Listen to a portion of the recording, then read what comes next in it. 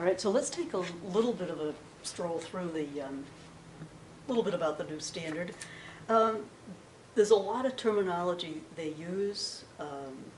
The first is that the new standard, it's a customer consideration approach. That doesn't mean they're just really considerate of the customers. When they talk about consideration, that's the amount that the company expects to receive from the company, the amount of consideration paid to the company. Yeah, that's how much we're going to collect on this. Okay, the consideration, it's how much money they're going to get.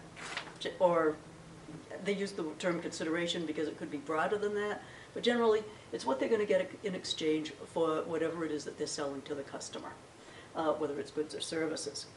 So customer consideration, it's based on sort of how much are our assets going to increase as a result of this transaction.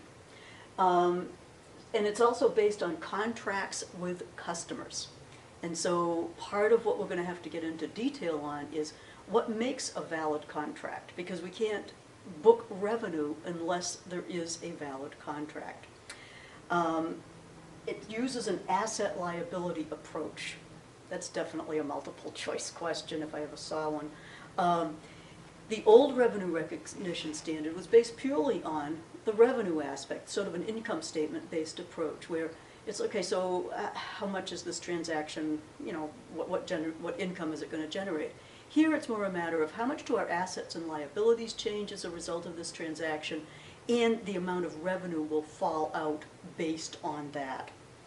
Okay, so the new principle is revenue is recognized when the performance obligation is satisfied. Oh boy, another term. Performance obligation. Yeah, we're going to have to know what that's all about. So these are just, this is like a preview of coming attractions. We'll get into a lot more detail on all of this.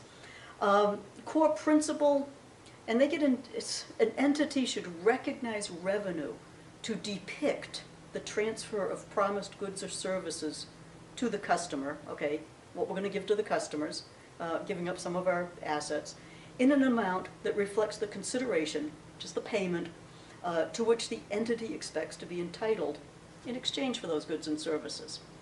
So a lot of how you really understand this is to translate that into plain English for yourself, okay? So you're going to recognize revenue based on how much you're going to collect from the customer when in exchange for giving them whatever it is you're providing, goods or services. The key objective, the revenue, to recognize revenue to depict the transfer of goods or services to customers in an amount that reflects the consideration that the company receives or expects to receive in exchange for those goods and services. You just have to get the language down on this, okay?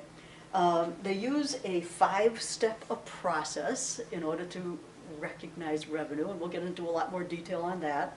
You have to identify the contract, and then you have to identify the separate performance obligations if there are more than one in that contract. You figure out the transaction price, and then if there's more than one performance obligation, you have to allocate that transaction price among those performance obligations. And then as each performance obligation is satisfied or performed, then you recognize the revenue.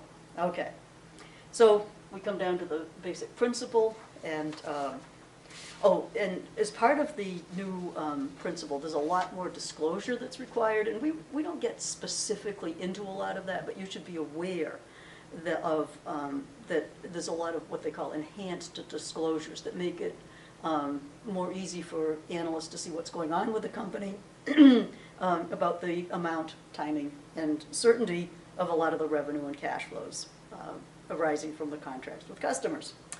Okay, so in the notes, I have a whole page of handy definitions. You're going to want to get these down, and that's where doing the questions at the end of the chapter may be helpful. The contract asset, contract liability, that's towards the end of the chapter. You don't really have to worry about that at the beginning, but the rest of them might be helpful in getting you through the first part of the chapter. Okay, so that's the introduction to the chapter. Now we'll move on to learning objective 1.